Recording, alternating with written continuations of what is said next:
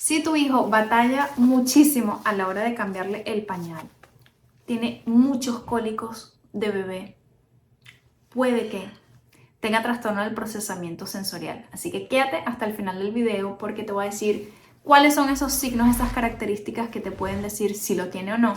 Y te voy a dejar 3 tips para que hagas en casa con tu pequeño para que esto no vuelva a ser una pesadilla.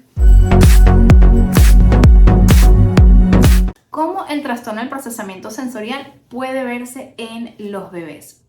Creo yo que hay que cubrir una serie de quizás signos o características que nos pueden dejar a nosotros saber que quizás puede tener el trastorno del procesamiento sensorial. Pero antes de hablarlos, quiero dar un breve disclaimer de que no porque tu hijo presente algunas de estas significa que tenga el trastorno del procesamiento sensorial. Yo no estoy aquí para diagnosticar, por eso es muy importante evaluarlo como un profesional en este tema. Así que empecemos con el primero. Hay una carga genética muy fuerte. El trastorno del procesamiento sensorial se dice que es genético. Así que si tú sospechas que tú tienes también como ciertas cosas que te molestan o a tu esposo o quizás lo ves en alguno de tus otros hijos en caso de tener más, puede que sea un signo de que quizás tu pequeño también tenga trastorno del procesamiento sensorial. Ese como número 1. Número 2. Si tuviste un embarazo súper estresante, hay estudios científicos que rectifican que las madres que tuvieron muchísimo estrés severo durante el embarazo, puede que sea también un factor en la manera en que el niño procesa toda esta información sensorial y no es de gran ayuda. Número 3.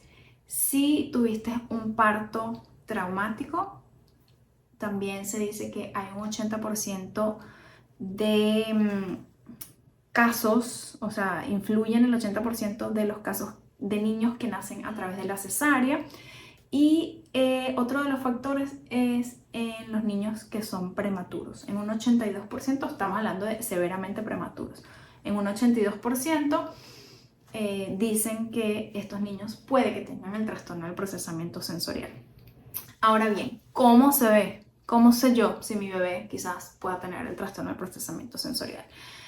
Si tu niño presenta muchos cólicos desde que es bebecito, es como muy inquieto, le cuesta mucho dormirse, se mueve mucho, se queja, es como un bebé que es fácilmente irritable, sobre todo lo que es la marca del cólico, del sueño, para cambiarle el pañal es horrible, todo lo que es el cambio de posición de la cabeza le perturba, por ejemplo, colocarlo también en la silla del carro, llora desconsoladamente para cambiarle el pañal, como mencioné anteriormente, a la hora del baño, ¿ok? Si le cae agua en la cabecita, en la carita, también obviamente ponerlo en posición un poquito vertical le molesta. Si quizás no le gusta que lo toques, pero le calma mucho cuando lo pones en el suaro, como en el trapito ese que los amarra como un tabaquito. Si lo calma mucho cuando lo meces, o quizás lo tienes que hacer siempre para que se pueda quedar dormido. Cuando a partir de los 3 meses que ya deberían llevarse las cosas a la boca no se la llevan, es decir, no se meten los objetos a la boca, y eso es parte normal del desarrollo.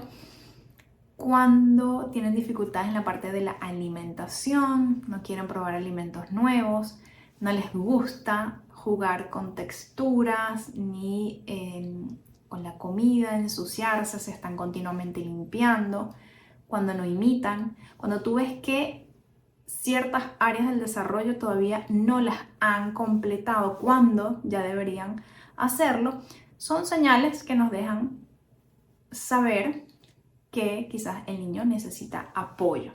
Entonces, ¿cuáles son esas 3 cosas que vas a hacer?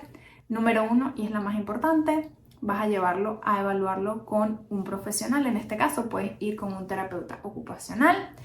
Número 2, no me voy a cansar de decir esto, tienen que poner al niño en el piso. Sé que hay muchas cosas hermosas, que si la cuna, que si el bassinet, que si las andaderas, estos preciosísimos, cosas bellísimas que han sacado en el mercado, pero no van a ayudar al niño en cuanto a la integración de los reflejos primitivos, a que pueda explorar, fortalecer el cuello, todo lo que es fortalecer también el campo visual, que eso te lo da cuando el niño está en el piso, boca abajo, tummy time, libremente y pueda moverse, rodar, todo lo que un niño necesita a esas edades.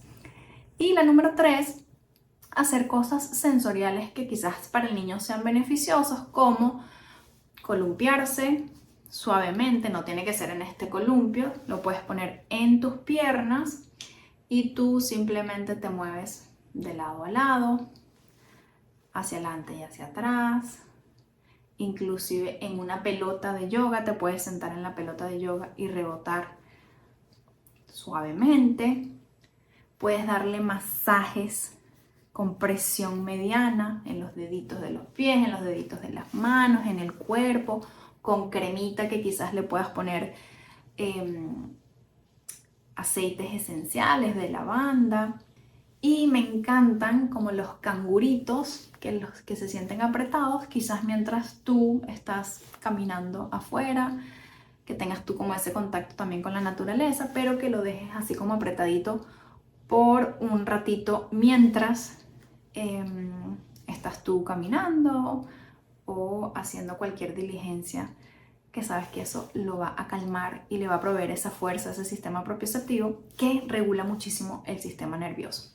Así que bueno, ahí tienen esas señales, esas características que te pueden dejar ver a ti si tu pequeño desde bebé quizás tenga el trastorno del procesamiento sensorial. Así que ya sabes, contacta a un profesional. Si tienes cualquier duda, pregunta, puedes dejármela aquí en los comentarios y con muchísimo gusto te las respondo.